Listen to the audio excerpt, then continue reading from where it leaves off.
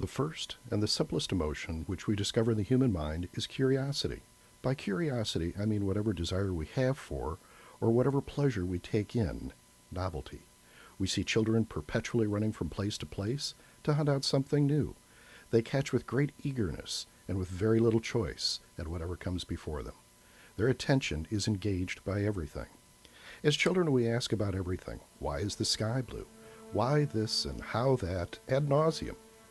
Who among us who spends time with children has not heard a little girl ask their mother, "Will I be pretty?" The words I read at the beginning were written by Edmund Burke in the 18th century. Some things never change. So what happens to curiosity as we age? Some retain that sense of wonder, but very few. Why is it that by age 12 or so, we basically lost our love affair with all things great and small? Is it society or hormones? Here's another question. Why is curiosity important? Some researchers call children natural scientists. So the question becomes, when and why do children cease to be scientists?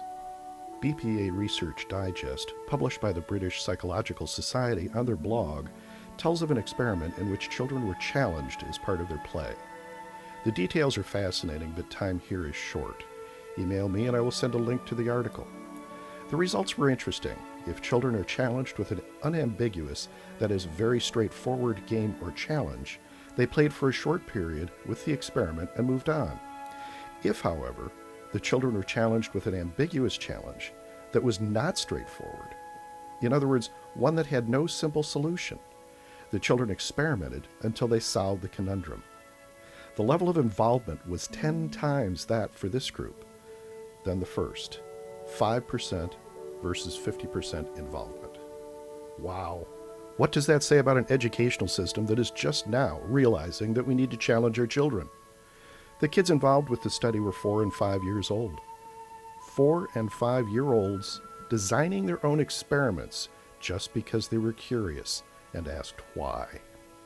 Perhaps, rather than ask why children lose their God-given natural curiosity, we should be asking what we, as educators, should be doing to foster and maintain this curiosity.